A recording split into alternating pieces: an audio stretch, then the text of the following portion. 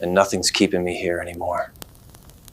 That morning, when I walked into the kitchen, I found my wife's sister with her 3 kids and a boyfriend I'd never seen before, eating cereal out of our wedding china like they owned the place.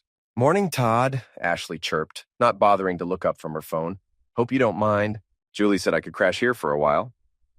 I stood in my own kitchen doorway, briefcase in hand, watching this 24-year-old train wreck feed Lucky Charms to her youngest, while her mystery boyfriend, a guy with neck tattoos and the general appearance of someone who'd been banned from several Walmarts, scrolled through what looked like my Netflix account. "Define a while," I said, pouring coffee into my travel mug. "Oh, until I get back on my feet, maybe a few months." A few months, right. Because nothing says temporary arrangement like a woman who'd never held a job longer than 6 weeks and treated responsibility like a contagious disease. "Where's Julie?" I asked, though I suspected I already knew. My wife had perfected the art of making major household decisions while conveniently absent for the aftermath. "Yoga class, then lunch with Mom. She said to tell you she'll be home around 4. Of course she did. Julie's schedule had become increasingly mysterious over the past few months. Yoga classes that lasted 3 hours. Shopping trips that required overnight stays. Business dinners that somehow never involved anyone from her actual job. I'm a software developer for a mid-sized insurance company, which means I spend my days debugging other people's mistakes and explaining why turning it off and on again isn't always the solution. It's honest work that pays well enough to afford our modest 3-bedroom house in suburban Minneapolis, complete with a 2-car garage and a backyard that Julie once claimed she'd turn into a vegetable garden. That was 2 years ago. Now it's mostly weeds and a rusty swing set the previous owners left behind. Uncle Todd, Ashley's oldest kid, I think his name was Braxton or Braden or some other name that screamed, "My mom peaked in high school," tugged on my sleeve. "Can we use your PlayStation?" "It's in the basement," I said, checking my watch. I was already running late, and my morning stand-up meeting started in 20 minutes. "Try not to break anything." The neck tattoo boyfriend looked up for the first time. "You got any beer?" It was 7:30 in the morning. "In the fridge," I said, because arguing would take longer than just letting him discover we only had Julie's organic kombucha and my weekend craft beer selection. I grabbed my keys and headed for the door, but Ashley's voice stopped me. "Oh, and Todd? Julie said to tell you that Ronan might stop by later. Something about looking at the upstairs bathroom." Ronan, Julie's coworker from her father's real estate development firm. Tall, handsome in that Ken doll way that made me feel like the consolation prize, and blessed with the kind of confidence that comes from never having to debug a legacy code base written by someone who thought commenting was for weaklings. "What's wrong with the upstairs bathroom?" I asked. Ashley shrugged. "Dunno. Something about the tile work. Julie said he's really good with his hands." "I'll bet he is." The drive to work gave me 20 minutes to process what my life had become. My house was being invaded by my sister-in-law and her traveling circus of dysfunction. My wife was spending more time with her coworker than with me, and somewhere in the back of my mind, a little voice was suggesting that maybe these things weren't entirely unrelated. I'd met Julie 4 years ago at a coffee shop in downtown Minneapolis. She was arguing with the barista about whether oat milk was really milk, and I'd made some joke about the philosophical implications of plant-based dairy products. She'd laughed. Actually laughed. And we'd ended up talking for 2 hours about everything from sustainable agriculture to why romantic comedies always featured women who worked in bookshops or flower stores. She was smart, funny, and had this way of making even mundane conversations feel important. When she told me about her job working for her father's company, I was impressed by her ambition. When she introduced me to her family, I was less impressed by their barely concealed disappointment that she wasn't dating someone more substantial. Richard Bronson, Julie's father, owned Bronson Development, which specialized in turning farmland into strip malls and family neighborhoods into luxury condos. He was the kind of man who wore expensive suits to casual barbecues and somehow made every conversation about his latest business triumph. Julie's mother, Patricia, was a former beauty queen who channeled her competitive spirit into charity work and passive-aggressive commentary about other people's life choices. They'd tolerated me during our engagement, but I could tell they were hoping Julie would come to her senses and upgrade to someone with a trust fund and a family name that appeared on buildings downtown. We'd been married for 2 years now, and lately, it felt like Julie was starting to agree with them. My phone buzzed as I pulled into the office parking lot. A text from Julie. "Running late today. Don't wait up for dinner." Another mysterious delay. Another evening alone with Ashley's circus act. I was starting to think the divorce papers couldn't arrive soon enough. Work was the usual parade of meetings about meetings and urgent fixes for problems that should have been solved months ago. I spent most of the morning explaining to our project manager why we couldn't just make the database faster without actually addressing the underlying architectural issues, then debugging a payment processing error that turned out to be caused by someone testing in production. Around lunch, I got a call from my friend Derek. "Hey man, you free for drinks tonight?" Been a while since we hung out. Derek and I had been friends since college, bonding over late-night gaming sessions and a shared appreciation for craft beer and terrible action movies. He worked in construction now, running his own small contracting business, and was one of the few people who'd never seemed impressed by Julie's family connections. "Can't tonight," I said. "Family situation. Everything okay?" I considered how to explain that my sister-in-law had turned my house into a halfway house for underachievers. Julie's sister is staying with us for a while, with her kids and boyfriend. Yikes. How long is a while? Unclear, possibly forever. Derek laughed, but it wasn't entirely friendly. Sounds about right for the Bronson family. They're good at making other people deal with their problems. There was an edge to his voice that I hadn't heard before. "What do you mean?" "Nothing, man, just, you know how they are." But I didn't know how they are, not really. I knew Richard was demanding and Patricia was judgmental, but Derek was talking about something else. "Derek, what aren't you telling me?" A pause. "Look, it's probably nothing, but my crew did some work on one of Bronson's properties last month. Office renovation downtown. And I saw Julie there a few times. With that guy Ronan." My stomach tightened. "So, they work together." "Yeah, but they weren't exactly acting like co-workers, if you know what I mean." I knew what he meant. I just wasn't ready to hear it. "I'm sure it's nothing," Derek continued, but his tone suggested otherwise. "Just thought you should know." After we hung up, I stared at my computer screen without seeing it. Julie working late. Mysterious appointments. Ronan coming over to look at bathroom tiles. I pulled up our cell phone account online and scrolled through the usage details. Julie's texts had tripled in the past 2 months, mostly to a number I didn't recognize. When I cross-referenced it with her contacts, it came back as R. Mitchell. Ronan Mitchell. They'd exchanged 47 texts yesterday alone. I closed the browser and tried to focus on work, but the numbers kept running through my head. 47 texts on a Tuesday, between co-workers. The afternoon crawled by. Every time my phone buzzed, I expected it to be Julie with another excuse, another delay, another reason she couldn't be home. Instead, it was mostly Slack notifications and automated system alerts.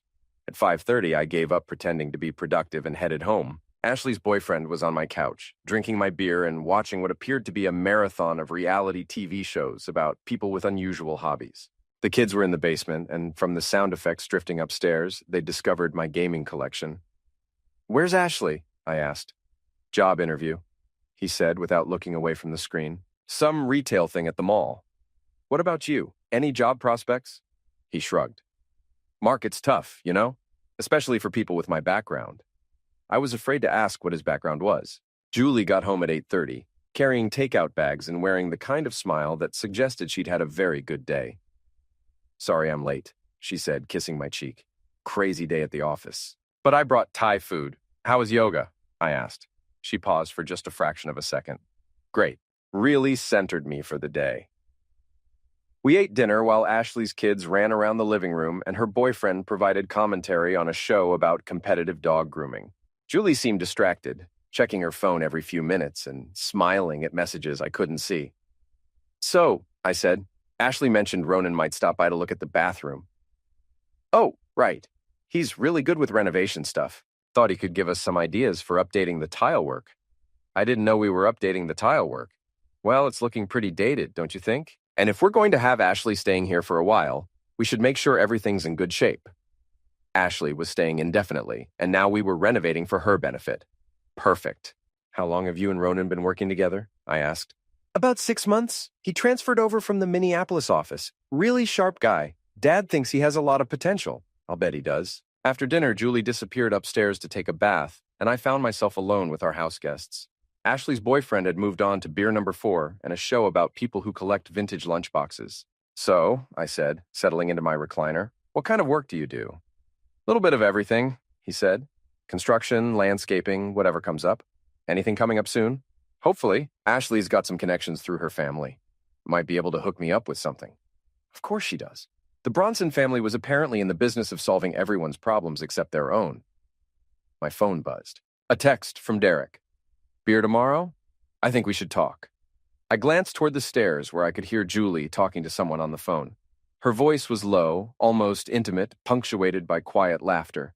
I texted back, definitely. I think you're right about a lot of things.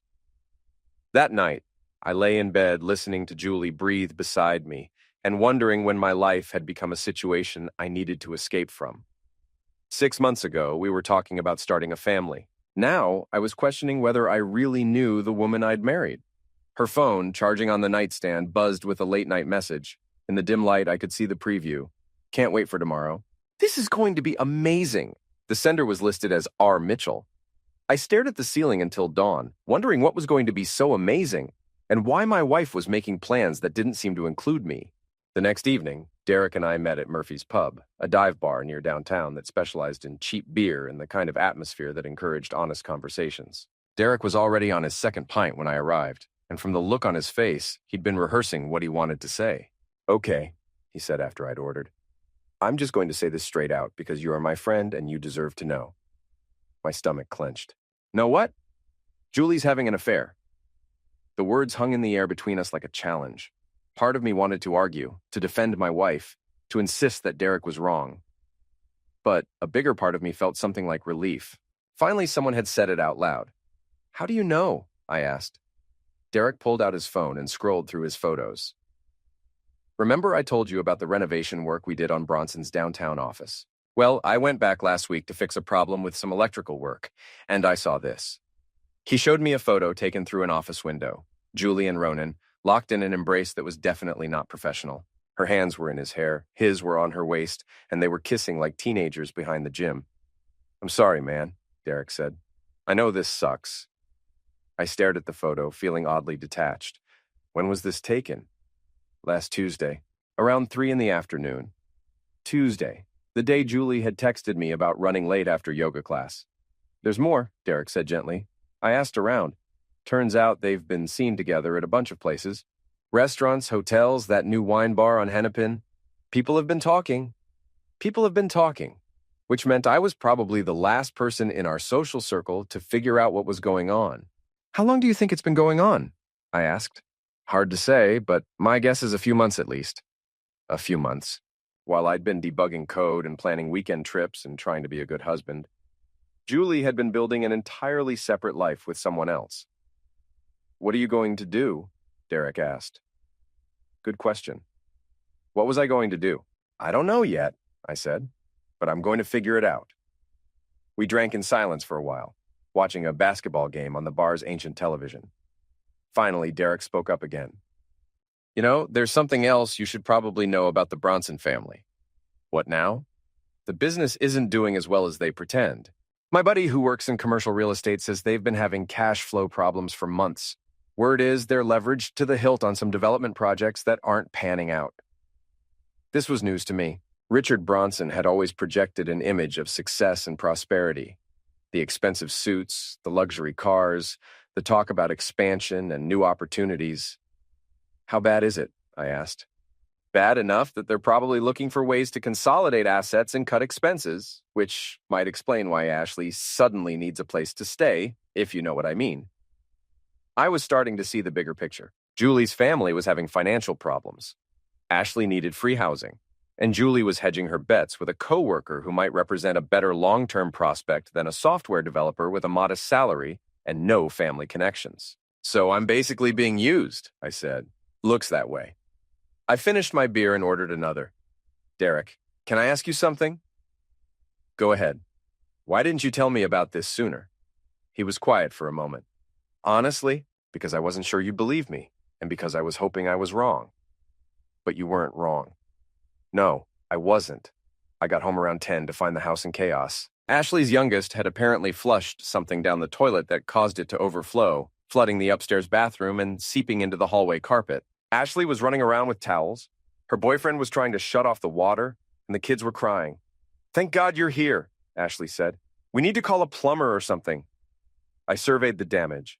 Water everywhere, carpet soaked, and a smell that suggested whatever had been flushed wasn't entirely organic.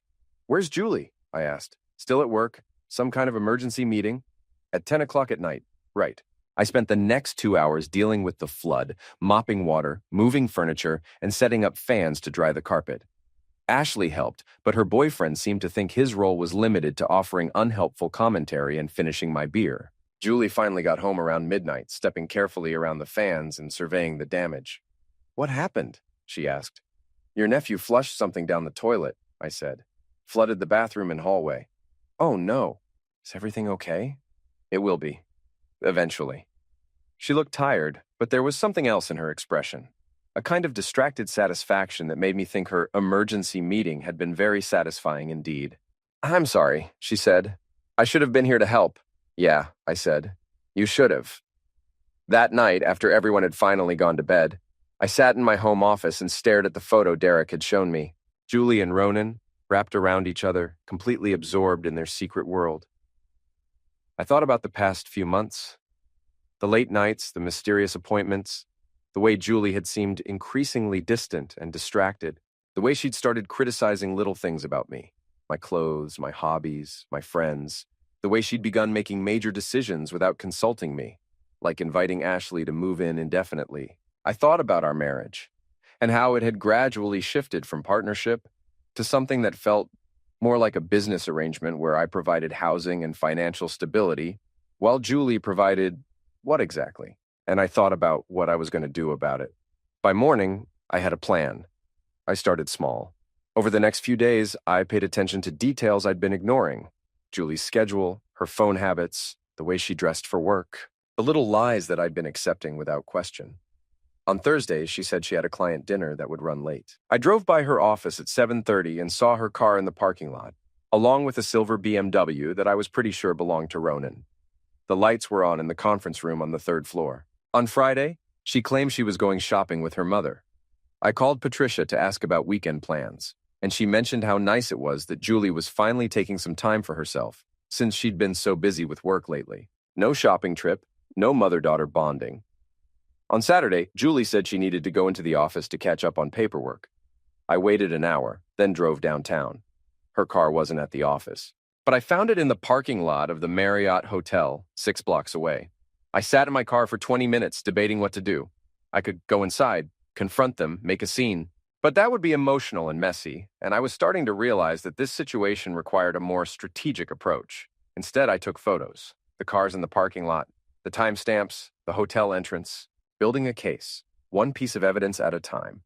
That evening, Julie came home with shopping bags from stores she hadn't actually visited and stories about people she hadn't actually seen. She was getting sloppy with her lies, probably because she assumed I was too trusting or too stupid to notice. "How was your day?" she asked, settling onto the couch next to me. "Quiet," I said. "Just caught up on some reading." "How was the office?" "Productive. Got a lot done." I nodded and went back to my book, but I was thinking about the hotel parking lot and wondering how long this had been going on. On Sunday, I made an excuse to visit my parents and instead drove to Derek's house. He was working in his garage, restoring an old Mustang that had been his project for the past 3 years. "How's it going?"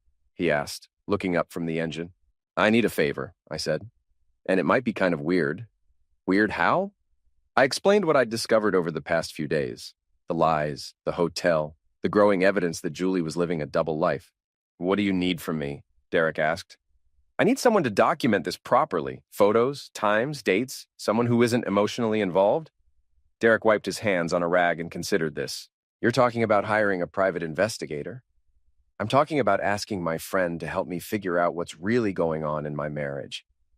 "Todd, are you sure you want to go down this road? Once you have proof, you can't unknow it." "I already know," I said. "I just need evidence." Derek nodded slowly. "Okay, but we do this right, professional. No crazy stalker stuff." "Agreed. And when we have what we need, you promise me you'll handle this through proper channels. Lawyers, divorce proceedings, the whole thing. No vigilante justice." "I promise." But even as I said it, I was thinking about Ashley and her boyfriend drinking my beer and flooding my bathroom. About Julie's family treating me like a convenient solution to their problems. About months of lies and manipulation and being taken for granted. maybe I'd handle things through proper channels. But that didn't mean I couldn't have a little fun along the way.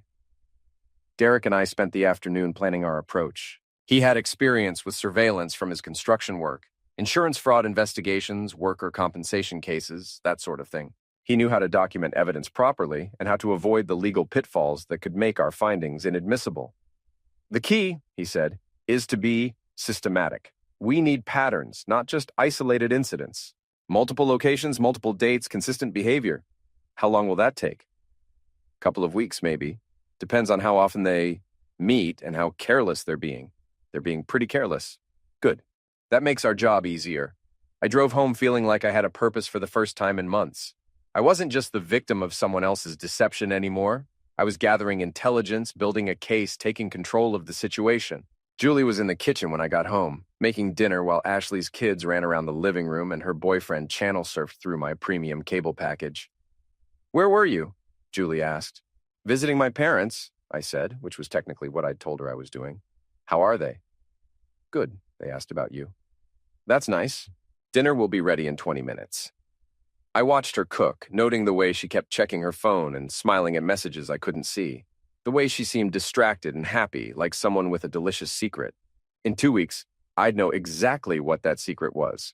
And then we'd see who was really in control of this situation. 2 weeks later, Derek handed me a manila folder thick with photographs, time-stamped documents, and detailed surveillance notes. The evidence was overwhelming and depressingly thorough. Julie and Ronan had been meeting regularly for at least 3 months. Hotels, restaurants, even a weekend trip to a cabin in Wisconsin that Julie had explained as a work retreat.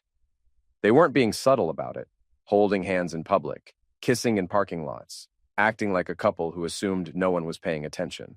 "This is pretty damning stuff," Derek said as we sat in his truck outside Murphy's Pub. "You could take this to any divorce attorney and walk away with a favorable settlement." I flipped through the photos, feeling strangely calm. "What about the financial stuff? Bronson Development?" "That's interesting too. I did some digging through public records. They're in serious trouble. 3 major projects have stalled. They're behind on loan payments, and there are rumors about a federal investigation into some of their permitting practices." "How serious?" "Serious enough that they're probably looking at bankruptcy within the next year, maybe sooner." So Julie's family was broke, and she was hedging her bets with a coworker who might represent a more stable future. It was almost insulting how predictable it was. "There's something else," Derek said, "about Ashley." "What about her?" "She's not just staying with you temporarily. She got evicted from her last place 3 months ago. Before that, she was living with your in-laws, but they kicked her out. You're basically her last option. And Julie didn't tell me any of this. Doesn't look like it." I closed the folder and stared out at the street.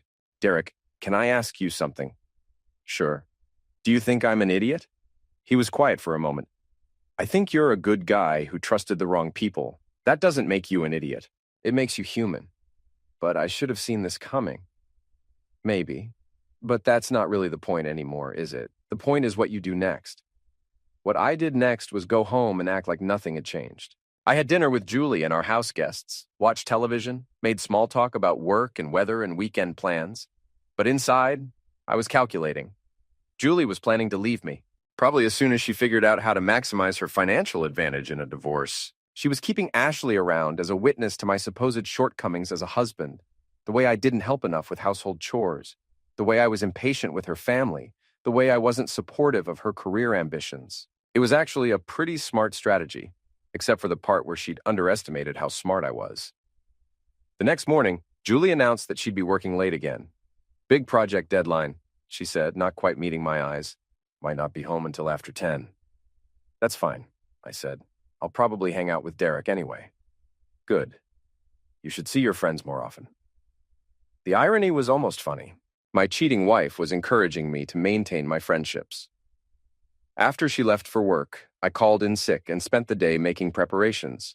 I opened a new bank account and transferred half of our savings, my legal right as a joint account holder. I made copies of all our important documents and stored them in a safety deposit box. I contacted a divorce attorney and scheduled a consultation for the following week. And then I did something that probably wasn't entirely mature, but felt absolutely necessary. I called Ashley into the kitchen for a conversation. "We need to talk," I said. She looked nervous, which suggested she had some idea of what was coming. Look, Todd, if this is about the bathroom thing, it's not about the bathroom. It's about the fact that you've been lying to me since the day you moved in. Her face went pale. I don't know what you mean. You're not staying here temporarily while you get back on your feet. You got evicted from your last place. Before that, you were living with Richard and Patricia until they kicked you out. I'm not helping family in a tough spot. I'm the last resort for someone who's burned every other bridge. Ashley sat down heavily at the kitchen table. Who told you that? Does it matter? The point is, Julie lied to me about your situation and you went along with it. Todd, I can explain. I'm sure you can. But here's the thing. I don't actually care about your explanations.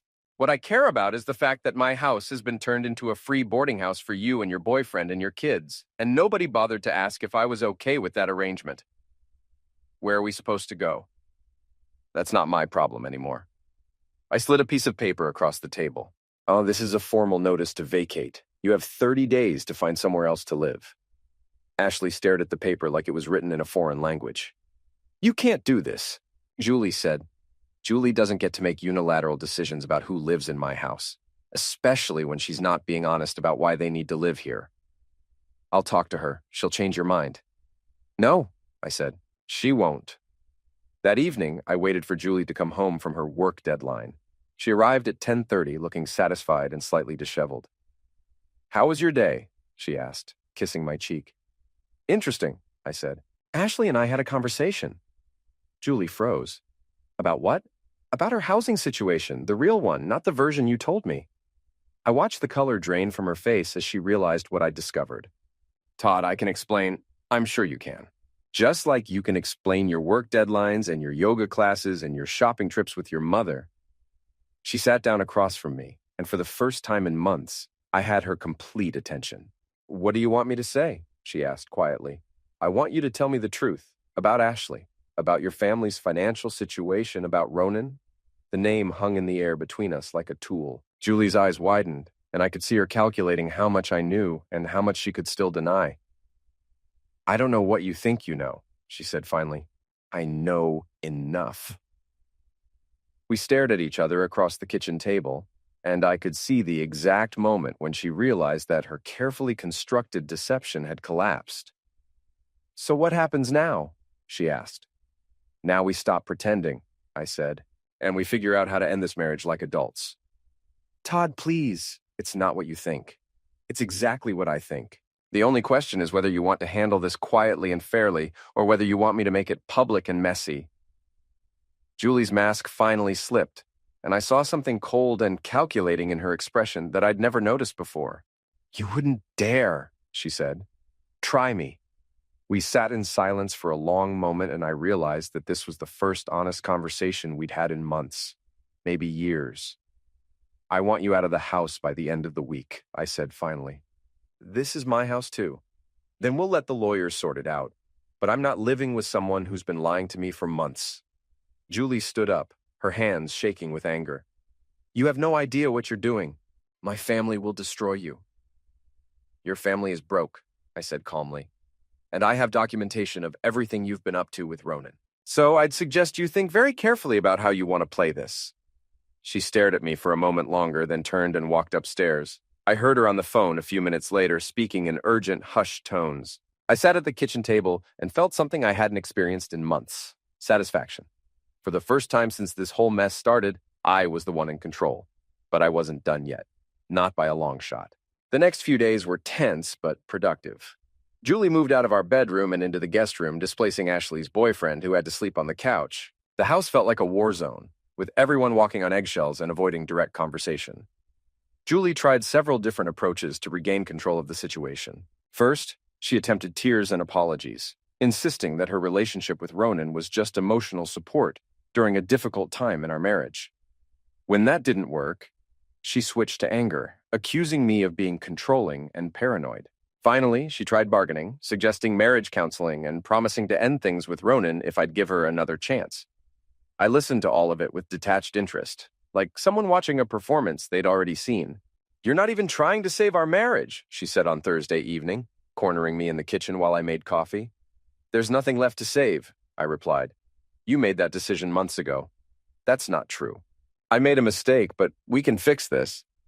Julie, you didn't make a mistake. You made a series of calculated choices over several months. You lied to me repeatedly. You used our home to solve your family's problems without asking, and you've been building a relationship with someone else while pretending to be committed to our marriage. Those aren't mistakes. That's a pattern of behavior. She was quiet for a moment. What do you want from me? I want you to move out. I want Ashley and her entourage gone. And I want to end this marriage with whatever dignity we have left. And if I don't agree, I pulled out my phone and showed her one of Derek's photos, her and Ronan kissing in the hotel parking lot. Then I start sharing these with people who know both of us, starting with your father. Her face went white. You wouldn't. I absolutely would. Your choice. That evening, Julie called a family meeting. She gathered Ashley, the boyfriend, and the kids in the living room and explained that there had been a misunderstanding about the housing arrangement. Todd feels like we haven't been communicating well about expectations, she said, not quite meeting anyone's eyes. So, we need to make some adjustments. Ashley looked panicked. What kind of adjustments? You're going to need to find somewhere else to stay, just temporarily while Todd and I work through some things. Where are we supposed to go? Julie glanced at me, then back at her sister. I'm sure we can figure something out. Maybe Mom and Dad. They already said no, Ashley interrupted. That's why we're here. The room fell silent. Even the kids stopped their constant chatter and looked around at the adults with confused expressions. We'll figure it out, Julie said finally, but her voice lacked conviction. I almost felt sorry for them. Almost. The next morning, I woke up to find Derek's truck in my driveway. He was sitting at my kitchen table, drinking coffee with Julie, and both of them looked up when I entered the room. Morning, Derek said casually. Julie and I were just having an interesting conversation. I poured myself coffee and waited to see where this was going. Derek was telling me about some of the work he's been doing lately, Julie said, her voice carefully neutral. Surveillance work. Is that right? Yeah, Derek said. Funny thing about surveillance, you never know what you're going to discover. Sometimes people are exactly who they appear to be. Other times, he shrugged. Julie's hands were wrapped around her coffee mug like she was trying to keep them from shaking. Derek also mentioned that he knows people in the construction industry, she continued. People who work on commercial real estate projects. Small world, I said. Apparently, there's been some talk about Bronson development, financial difficulties, project delays, that sort of thing. I sat down at the table and looked back and forth between them. Where is this conversation going? Julie took a deep breath. I think we should talk about how to handle our situation privately. Without involving other people or making things public, I'm listening. I'll move out by the weekend. Ashley and her family will find somewhere else to stay. We'll file for divorce quietly, split our assets fairly, and keep our personal business private. And in return? In return, you don't share any photos or information about my personal life with my family or colleagues. I considered this. It was a reasonable offer and probably the mature way to handle things. But there was something in Julie's tone that suggested this wasn't really a negotiation. It was more like damage control. What about Ronan? I asked. What about him? Are you planning to continue seeing him? Julie glanced at Derek, then back at me. I don't think that's relevant to our divorce proceedings. It's relevant to me. Todd, we're getting divorced. What I do after that is my business. She was right, of course, but I was starting to realize that my feelings about this situation weren't entirely rational. I wasn't just hurt by her betrayal. I was angry about being manipulated and taken for granted. Okay, I said finally. I agree to your terms, with one addition. What? I want a written apology. Not for the affair, I don't care about that anymore, but for the lies about Ashley's situation, for making major decisions about our household without consulting me, and for treating me like I was too stupid to notice what was going on. Julie's jaw tightened. You want me to apologize for protecting my family? I want you to apologize for lying to me. Derek cleared his throat. Maybe I should go. No, I said. Stay. I want a witness. Julie stared at me for a long moment, and I could see her weighing her options. Finally, she nodded. Fine, I'll write you an apology letter. Good. And Julie, make it sincere, because if I don't believe it, all bets are off. After Derek left, I spent the rest of the morning making final preparations for my new life as a single man. I contacted a real estate agent about potentially selling the house. I updated my emergency contacts at work and with my bank. I even started thinking about what I might want to do with my free time once I wasn't dealing with other people's family drama. For the first time in months, I felt optimistic about the future. But that afternoon, I got a phone call that changed everything. Todd, this is Patricia Bronson, Julie's mother, calling me directly, which had never happened before. Hello, Patricia. What can I do for you?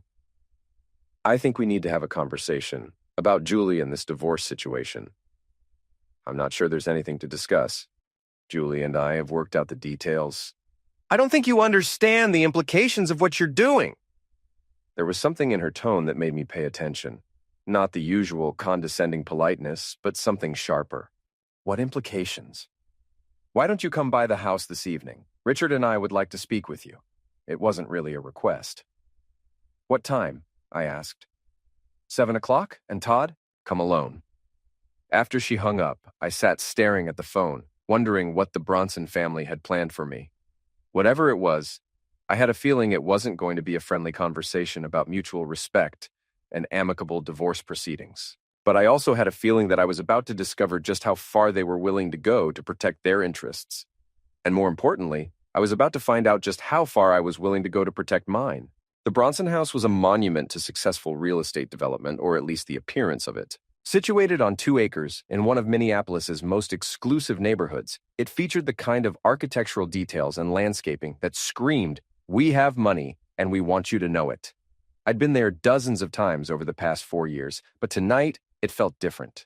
Less like visiting family, more like walking into enemy territory. Patricia answered the door wearing the kind of smile that didn't reach her eyes.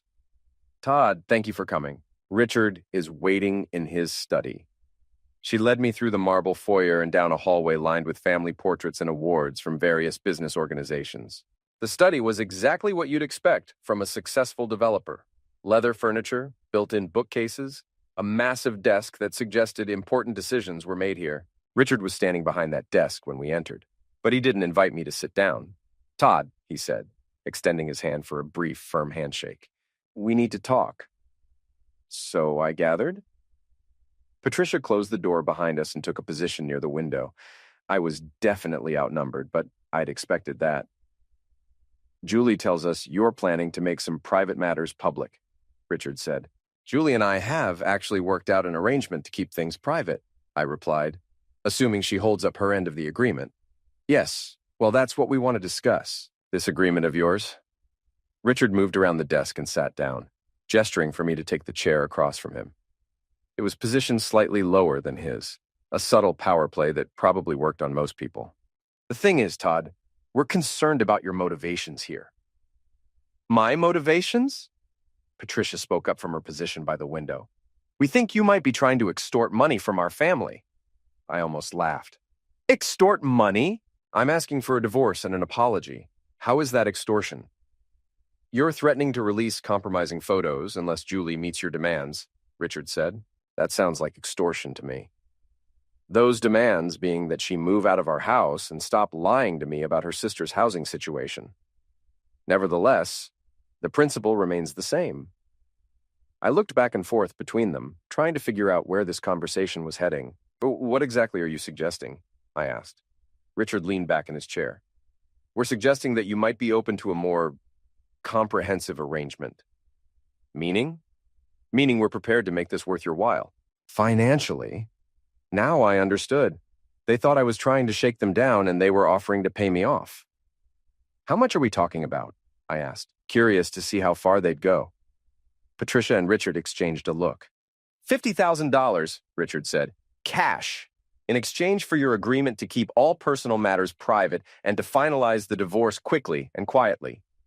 $50,000. It was more money than I'd ever had at one time, and probably more than I'd get in a divorce settlement anyway. That's generous, I said. We think so. There's just one problem. What's that? I don't want your money. The room went very quiet. Richard's expression shifted from confident to confused. Everyone wants money, Todd. Not everyone. Some people want other things, like honesty, like respect, like not being treated like they're too stupid to notice when they're being manipulated. Patricia stepped away from the window. Todd, you're being emotional. This is a business decision. You're right. It is a business decision. And my decision is that I don't want to do business with people who think everything can be solved by throwing money at it. Richard's face was starting to turn red. Then what do you want? I want what I already asked for. Julie moves out, Ashley finds somewhere else to live, and I get a sincere apology for being lied to for months. That's it? That's it. Richard stood up and walked to the window, staring out at his perfectly manicured lawn. You're making a mistake, he said finally. How so? You think you're in control of this situation, but you're not. You're a software developer with a modest income and no family connections. We're the Bronsons. We have resources you can't imagine. What kind of resources? Patricia answered. Legal resources, business connections, the kind of people who can make life very difficult for someone who crosses us. I felt something cold settle in my stomach. Are you threatening me? We're explaining reality, Richard said, turning back to face me. You can take our offer and walk away from this situation with enough money to start over somewhere else.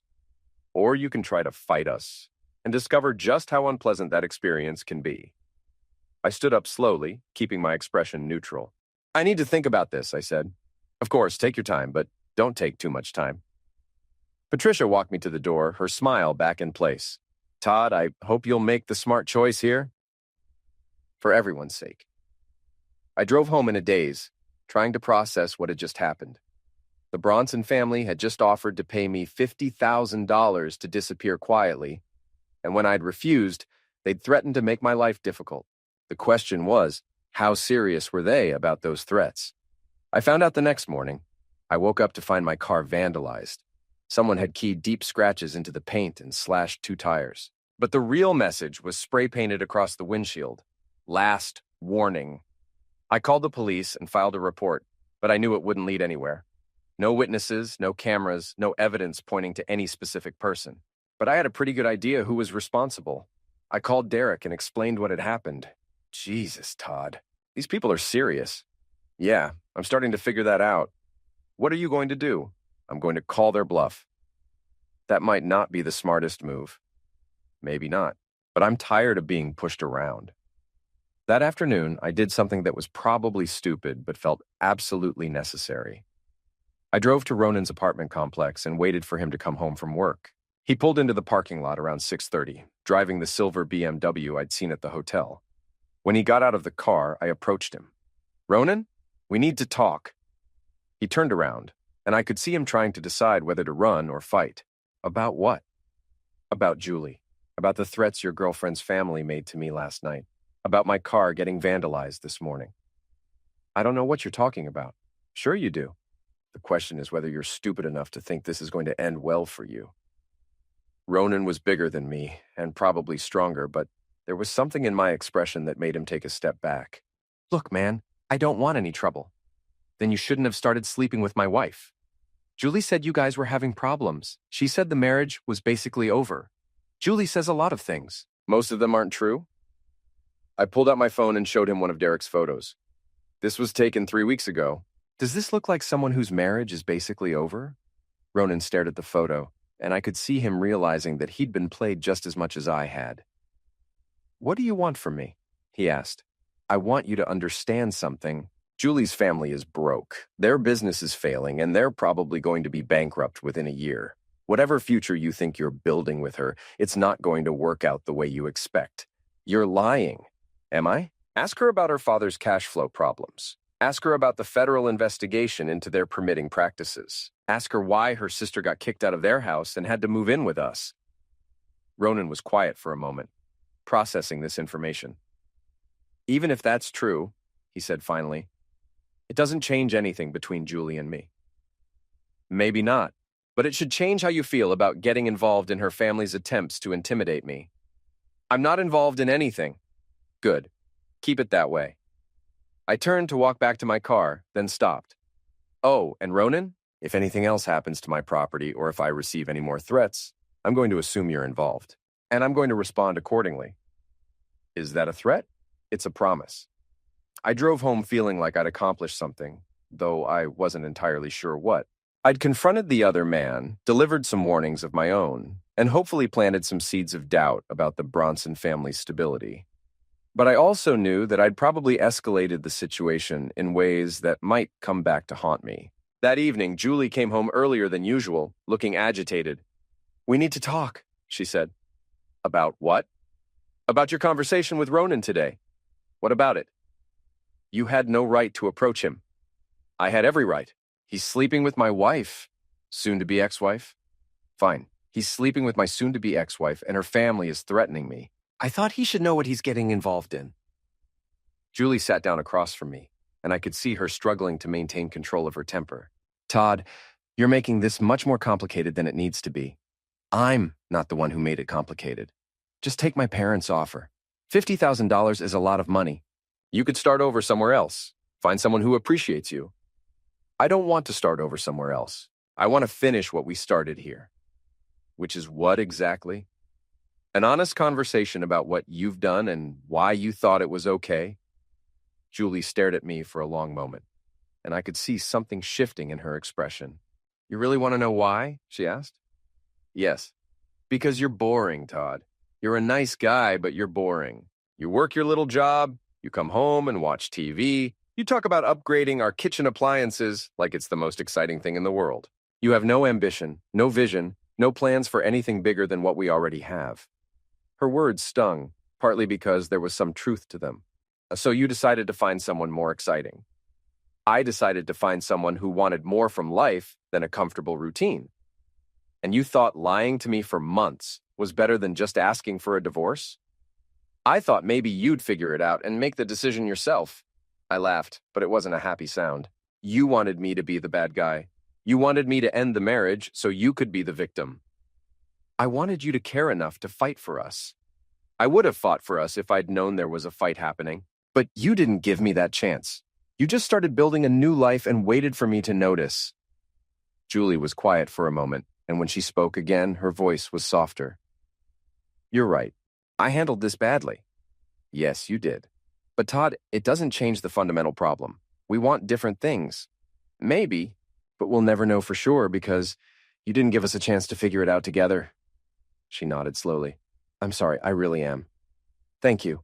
That's all I wanted to hear. So what happens now? Now you move out, Ashley finds somewhere else to live, and we file for divorce, just like we agreed. And the photos? Stay private, as long as your family stops threatening me. Julie looked relieved. I'll talk to them. Good, because if anything else happens to my property, all bets are off. That night, I sat in my living room and thought about what Julie had said.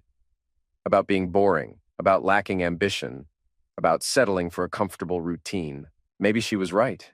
Maybe I had gotten too comfortable, too complacent about our relationship and my life in general. But that didn't excuse what she'd done. And it didn't mean I was going to let her family push me around. I was done being the nice guy who got taken advantage of. It was time to show everyone exactly how interesting I could be. Epilogue. New beginnings. 3 months later, I was sitting in my kitchen drinking coffee and reading the newspaper when I came across an interesting article in the business section. Bronson Development files for Chapter 11 bankruptcy, the headline read.